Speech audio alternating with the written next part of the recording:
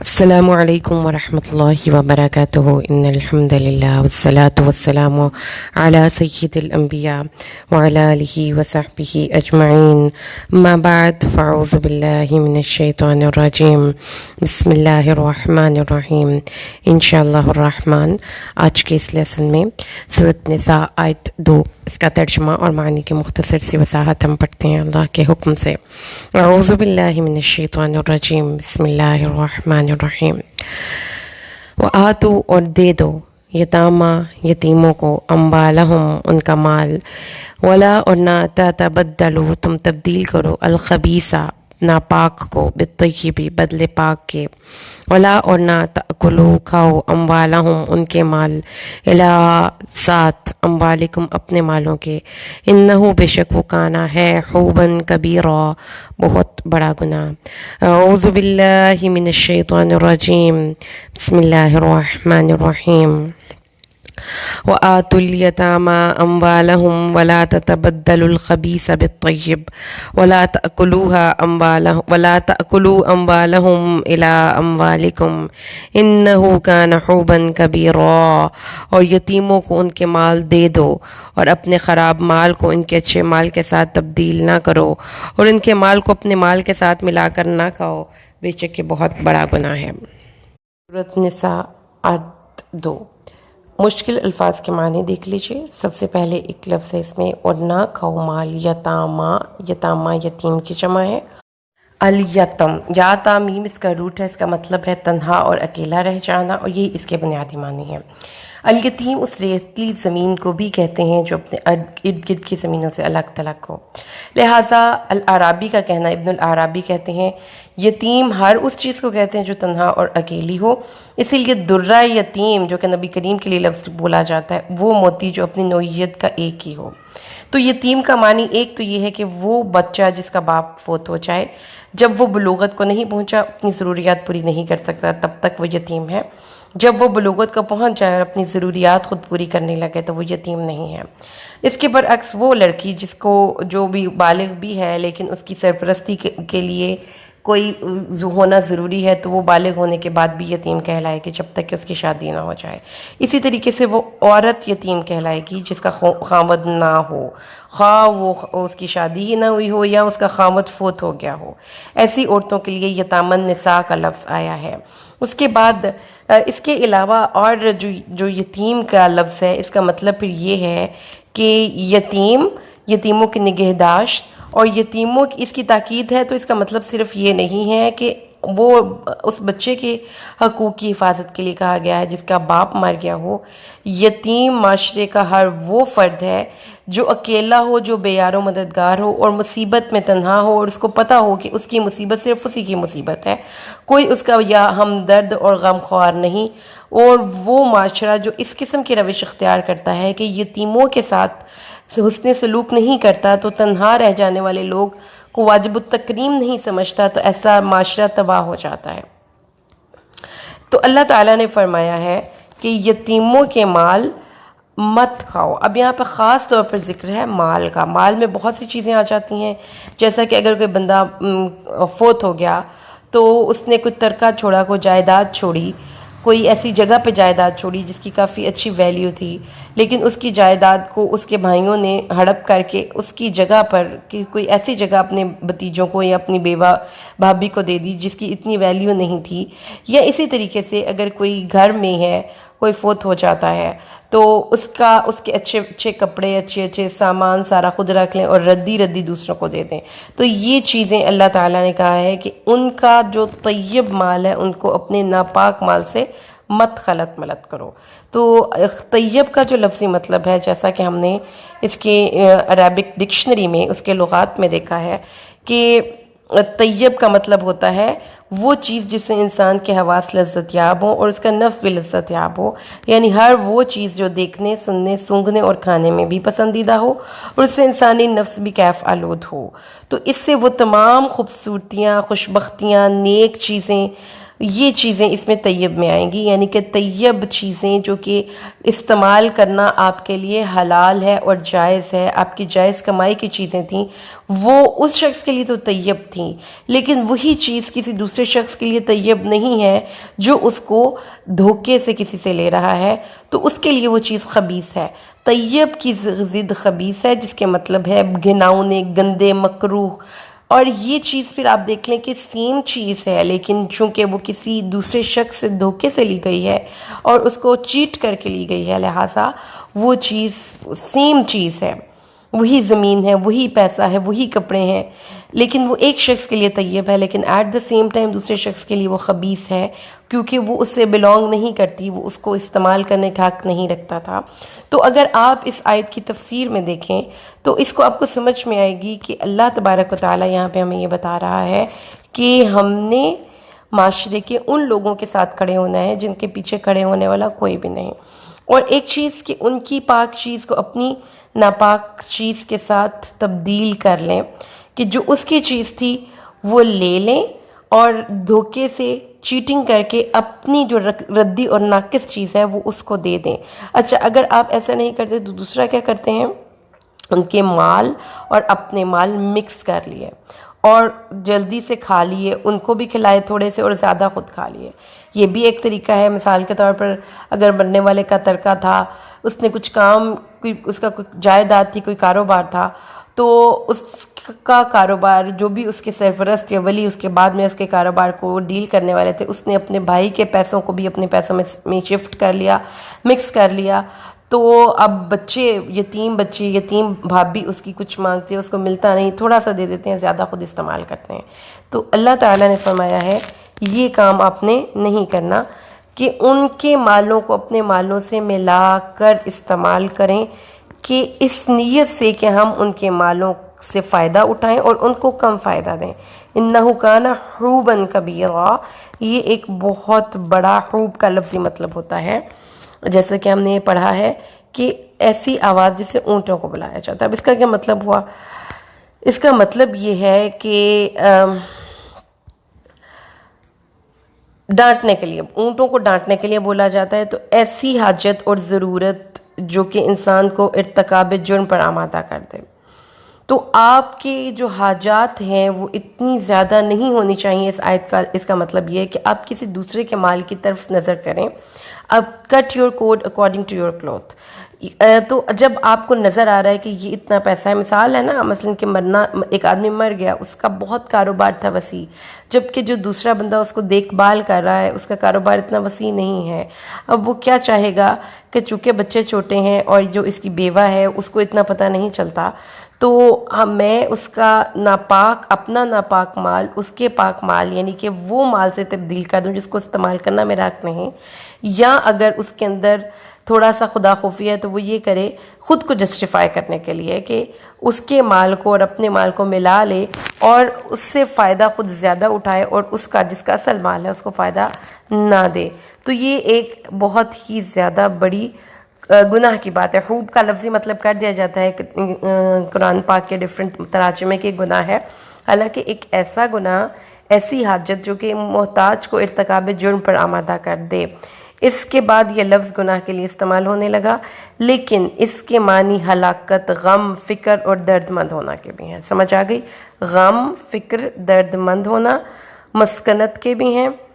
حق تلفی کے بھی ہیں، وحشت، تباہی، بربادی، آفت اور بیماری کے بھی ہیں۔ تو اتنی سی بات اگر کسی کو سمجھ میں آ جائے کہ ہم کسی کا وہ مال استعمال کریں جو کہ کرنا ہمیں جائز نہیں تھا، کوئی آدمی مر گیا، اس کی اولاد تھی، اس کی بیٹیاں تھیں، اس کی بیوی تھی، اس کے مال کو ہڑپ کر لیا، اس کے مال کو اپنے مال کے ساتھ مکس کر لیا، اس کے مال کو چینج کر دیا، کوئی بھی آپ نے 2 نمبری کی ٹیکٹکس یوز کیے، کوئی کسی کورٹ پہ گئے، کوئی اس طریقے سے کہ وہ آپ کو پتہ ہے کہ یہ سیدھی سادے سے لوگ ہیں، ان کو نہیں پتہ چلے گا کہ ہم نے کیا چالاکیاں کی ہیں، اوکے، آپ نے وہ مال کھا لیا۔ تو یہ جو حوب کا لفظ ہے یہ اپنے لفظ میں وسعت رکھتا ہے کہ اس کے کھانے کے بعد آپ کی زندگی میں کیا آئے گا؟ اس کی زندگی میں کھانے کے بعد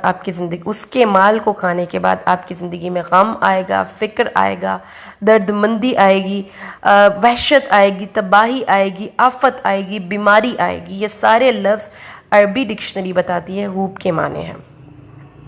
یعنی اونٹ کو ڈانٹنا، یہ انیشیل میننگ تھا، اور اس کے بعد جو اس کی امپلیمنٹیشن ہوئی،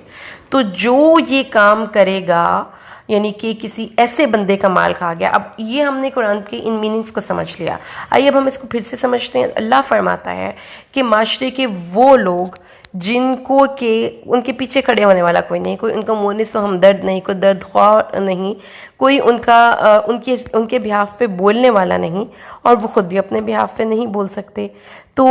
وہ لوگ ان کے مال آپ نے کھا لیے، ان کے مالوں کو آپ نے اپنے مالوں میں مکس کر کے یوز کر لیا، اور پھر جب وہ آپ سے اپنا حق مانگنے لگے تو اس کو ڈانٹ ڈپٹ کے بیچ دیا. اب اس کی مثال دیکھیں نا آپ، ہر وہ پرائیویٹ جابس جس میں امپلائرز مختلف ٹیکٹک سے اپنی امپلائیز کے، اپنے سب آرڈینیٹس کے پیسے کٹوتی کرتے ہیں، وہ مال ان کا بالکل بھی حق نہیں بنتا. لیکن اللہ تعالیٰ نے فرمایا ہے کہ اگر یہ کرو گے تو آفت و بیماری و تباہی و بربادی آئے گی مال میں. یہ الٹیمیٹلی آئے گی، وہ آج آئے، وہ 10 سال بعد آئے، وہ اگلی نسل میں آئے، وہ آئے گی، کیونکہ قرآن نے کہا ہے تو وہ ہوگا. پھر دوسری چیز جو بہت امپورٹنٹ ہے وہ کیا ہے کہ اللہ تعالیٰ نے یتیم کو ایز اے ٹرم یوز کیا ہے ان لوگوں کے لیے. اب دیکھیں کہ جو قبضہ مافیا ہیں، قبضہ گروپ ہیں، دیکھتے ہیں کہ کوئی بیوہ ہے، کوئی ایسی لوگ ہیں جن کو کہ کوئی اتنا نہیں پتہ آگے پیچھے کا، وہ ان کی زمینوں پر قبضہ کر لیتے ہیں. کوئی ایسے لوگ ہیں جو کہ کسی کے مکان میں گھس جاتے ہیں اور مکان سے نکلتے نہیں. کوئی ایسے لوگ ہیں جو کہ آپس میں رشتہ دار ہی ہیں لیکن وہ ایک دوسرے کا مال ناجائز طریقے سے ہڑپ کر رہے ہیں. تو اللہ تعالیٰ نے یہ بات ہمیں سمجھائی ہے کہ آپ اگر کسی ایسی پوزیشن میں ہیں کہ آپ کسی ایسے بندے کے سرپرست اور ولی ہیں جو یتیم ہے مطلب وہ اپنے بہاف پر نہیں بول سکتا، اس کے پیچھے کوئی نہیں، اس کا کوئی بیک نہیں، وہ اسٹرانگ اتنا نہیں، آپ اس کا مال ہڑپ کر لیں، آپ اس کے مال کو اپنے مال کے ساتھ مکس کر کے یوز کریں، آپ اس کا جائز حق نہ دیں. اور آپ یہ سوچیں تو یہ صرف ایک یتیم بچے کے ساتھ ہی نہیں ہے جس کا باپ مر گیا، یہ کہانی پورے معاشرے کی کہانی ہے جس میں کہ ایکسپلائٹیشن چلتی ہے، ٹھیک ہے، جس میں ایسی ایکسپلائٹیشن ہے کہ جس میں آپ دوسرے بندے کا مال کھا لیتے ہیں. اب یہ دیکھیں نا کہ اگر ہم اس کی اگزامپل لیں تو جب میں نے قرآن پاک کے اس مقام کو پڑھا تو مجھے سمجھ میں آئی کہ یہ ایک خاص موقع پر بھی آیت نازل ہوئی ہے، غزوہ احد کے موقع پر، کہ جس میں یتیم بچے ہو گئے تھے، باپ ان کے مر گئے تھے، تو اللہ تعالیٰ نے ان کے سرپرستوں کو تقوی اللہ اپنا ڈر اختیار کرنے کا حکم دیا، اور یہ کہا کہ ان کے مالوں کو اپنے مالوں سے مکس مت کرو، اور یہ مت 2 نمبریاں کرنا اور دھوکے دینا کہ ان کے مالوں کو اپنے مالوں کے ساتھ مکس کر کے ان کو کہو کہ اتنا ہی آتا ہے، بس زمین کی پیداوار ہی نہیں ہے، یہی نہیں ہوتا، جھوٹ بول لیا، ان کے مال کو کھانے کے ڈیفرنٹ بہانے ڈھونڈ لیے. یا اگر آپ اس کو ایز اے براڈ لیول پہ لے کر جاتے ہیں تو ہر وہ ایکسپلائٹیشن جس میں کہ کسی کا جائز حق رکھ لیا جاتا ہے، اس کی مزدوری نہیں دی جاتی. آپ نے یہ دیکھا ہوگا کہ اکثر کہیں کو جاب پہ جاتے ہیں تو اس کو ڈیفرنٹ بہانوں سے اس کی پے کاٹ لی جاتی ہے، اگر وہ اور اس کو اس طرح کے اصول رکھے جاتے ہیں کہ آپ نے اگر جاب چھوڑ کر گئے تو آپ کو 2 مہینے کی پے ہم نیچے رکھیں گے، ہم 1 مہینے کی پے پہلے رکھیں گے ایز این ایڈوانس اور آپ کی سیکیورٹی کے طور پر، جب آپ جائیں گے تو آپ کو وہ پے نہیں ملے گی، اس قسم کے اصول. اور پھر اس کے ساتھ ساتھ آپ دیکھیں کہ آپ کے گھر میں کوئی ملازم ہے، آپ اس کو ظلم سے اس کے پیسے مار لیں، اس کا حق نہ اس کو دیں، یا کوئی چیز کسی نے آپ کو استعمال کی چیز دی اور آپ اس کی چیز استعمال کر کے آگے سے اس پہ سینہ تانے کے نہیں دینا، کیا کر لو گے. اس کے علاوہ وہ بھائی جو اپنی بہنوں کے جائیداد کا حق کھا جاتے ہیں، کہتے ہیں وہ بہنیں بیچاری وہ کچھ نہیں کہہ سکتی کیونکہ ان کو پتہ ہے کہ یہ اب ہم ان کو کیا کہیں، نہ ہمیں کسی جگہ کا پتہ ہے، ہم کہاں جا کر یہ مقدمہ لڑیں گے. تو یہ سارے پاکستان میں، دنیا میں جہاں پہ بھی آپ دیکھیں تو یہ جو میٹرز ہیں نا، جس میں مال ہے، جس میں پیسہ ہے، جس میں جائیداد ہے، جس میں پراپرٹی ہے، جس میں کپڑے ہیں، جس میں زیورات ہیں، یہ چیزیں ہیں جب کسی کو نظر آتی ہیں اور جب کوئی دوسرا بندہ دیکھ رہا ہے کہ اب یہ جو سامنے والا بندہ ہے جس کی ملکیت میں یہ چیز ہے، اب اس کو اتنی سمجھ نہیں، یا یہ کہ یہ اتنا پاورفل نہیں، اتنا اسٹرانگ نہیں کہ وہ اپنا جائز حق بھی مجھ سے لے سکے، تو سم ٹائمز وہ اس کو زبردستی سے، سم ٹائمز اس کو ہمدردی کی آڑ میں، زبردستی سے کیسے، مال اس کا لے کر اپنے مال سے تبدیل کر لیا کہ جی ہاں ہم نے یہیں پہ رہنا ہے، اب آپ آپ کی مرضی ہے، آپ نے یہ چیز لینی ہے تو لیں، نہیں لینی تو مت لیں. یہ ہے زور زبردستی کر کے، یا ہمدردی کے آڑ میں کہ دیکھو تمہارا بچے چھوٹے ہوئے ہیں، تم تو اب یہ کما نہیں سکتی، تو چلو ہم یہ کاروبار اکٹھا کر لیتے ہیں. تو یہ دونوں صورتیں ہیں جس میں دھوکہ دینا اگر دوسرے بندے کے ذہن میں ہے، تو اللہ فرماتا ہے اس مال کو جو تم لے رہے ہو، نمبر 1 تو وہ تمہارے لیے طیب نہیں ہے، وہ ناپاک ہے، وہ تمہارے لیے خبیث ہے، وہ ردی ہے، وہ گھٹیا ہے، کیونکہ تمہارا حق نہیں تھا، تم نے اپنی کمائی سے اس کو نہیں کمایا، تمہارا اس پہ کوئی جائز حق نہیں. وہ حق ان یتیم بچوں کا ہے یا اس بندے کا ہے جو کہ یتیم ہے، اس وقت تنہا ہے، اس کا حق ہے، اس کا حق تم نے اس کو نہیں دیا، اسے لے لیا. تو اب اس کے ساتھ تیار رہنا تباہی کے لیے، وحشت کے لیے، بیماری کے لیے، غم کے لیے، فکر مندی کے لیے. اور یہ ایک آن دی ریکارڈ بات ہے. آپ ایک 5 یا 6 یا 10 ایسے لوگوں کو اٹھائیں جو کہ کسی دوسرے بندے کا مال بزور طاقت ہڑپ کریں، ڈفرینٹ فیلڈ میں چلے جائیں. کوئی جس نے قبضہ گروپ کیا ہوا ہے، کوئی وہ جو کہ کسی کو کی وہ پرائیویٹ نوکریاں دے رہے ہیں اور کسی کے پیسے رکھ رہے ہیں، وہ جنہوں نے بہنوں کا پیسہ کھایا ہوا ہے، وہ جو کہ اپنی بھتیجوں کا حق کھا رہے ہیں. ان کی لائف کو سٹڈی کریں، کیس سٹڈی کریں. اس وقت بھی آپ کر سکتے ہیں، اور آپ دیکھیں گے کہ جو اللہ نے کہا وہ 100% سچ تھا. وہ کیا ہے کہ ان کی زندگیوں میں وہ مال کبھی بھی خیر نہیں لائے گا، کبھی بھی خوشگوار چیزیں نہیں لائے گا، کبھی بھی وہ مرغوب اور اچھی چیزیں ان کی زندگی میں نہیں آئیں گی. وہ مال جو کہ دوسرے کا حق تھا، وہ ہڑپ کرنے کے بعد وہ بندہ اداس ہوگا، وہ پریشان ہوگا، وہ غم میں ڈوبے گا، وہ اس کی زندگی میں وحشتیں ہوں گی، وہ بندہ پریشان ہوگا. تو یہ ایک پوری یہ آیت نہیں ہے صرف ایک، یہ اللہ کی ایک نشانی بھی ہے کہ جو آپ اس کی سچائی دیکھ لیں. آپ یہ ایک لٹمس ٹیسٹ ہے قرآن پاک کی حقانیت کا. اس آیت کو اٹھائیں اور جا کر لوگوں کی زندگیاں دیکھ لیں. کوئی ایسی بیماری ہوگی ان کی زندگی میں، ان کی اولاد نافرمان ہوگی، ان کی زندگی میں کوئی ایسے لوگ ہوں گے جو ان کو پنچ کر رہے ہیں، کوئی ایسے حالات ہوں گے کہ جس کی وجہ سے وہ اداس رہتے ہیں، وہ غم میں رہتے ہیں، وہ فکر میں رہتے ہیں، ان کو کوئی بیماری ہوگی، ان کو رات کو نیند نہیں آتی، کوئی وحشت ہوگی. یہ ڈور انہوں نے خود اوپن کیا ہے کسی یتیم کا ناحق مال کھا کر. تو اسی طریقے سے جیسا کہ اب آپ دیکھیں تو یہ دیکھتے جائیں جو ڈاکٹرز ہوتے ہیں وہ پیشنٹ سے پیسہ نکلواتے ہیں، لوٹتے ہیں. جو پرائیویٹ سکولز والے ہیں وہ اسٹوڈنٹس اور ان کے پیرنٹس سے پیسہ نکلواتے ہیں، لوٹتے ہیں. تو یتیم کون جو اپنا حق نہیں لے سکتا نا.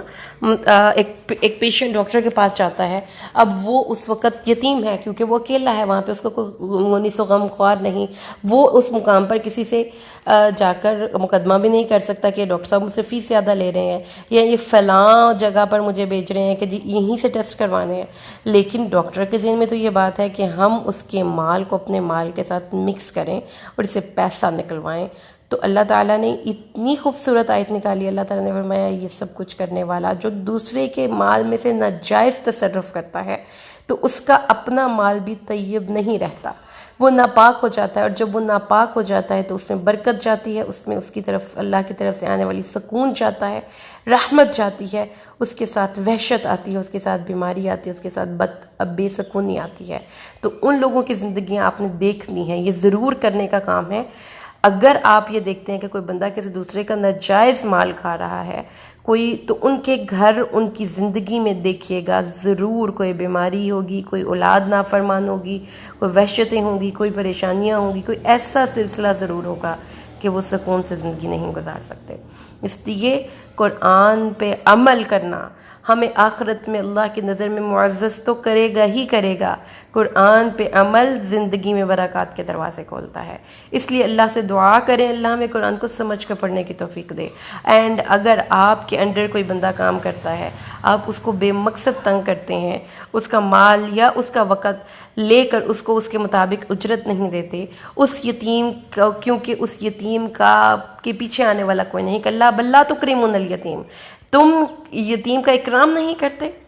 ارأیت الذی یکذب بالدین فذلک الذی یدع الیتیم، دیکھا ہے اس شخص کو جو روز جزا کو جھٹلاتا ہے؟ یہ وہ شخص ہے جو یتیم کو دھکے دیتا ہے. دھکے دے کر نکال دیتے ہیں کچھ لوگ، یا آپ نے اپنی آنکھوں سے دیکھا ہوگا، نکل جاؤ یہاں سے، ہمارے پاس کوئی پیسہ نہیں، تم یہاں سے جا سکتے ہو، تو یتیم، حضرت یوسف بھی یتیم تھے جب ان کو قید خانے میں ڈال دیا گیا تھا، پیچھے کون تھا ان کا کھڑے ہونے والا؟ تو اللہ تعالیٰ فرماتا ہے ان کا اکرام کرنا ہے، عزت سے بات کرنی ہے، ان کو کھانا کھلانا ہے، ان کے کام کرنے ہیں، تو یہ ایک بہت بڑی نیکی ہے۔ اس کو انشاءاللہ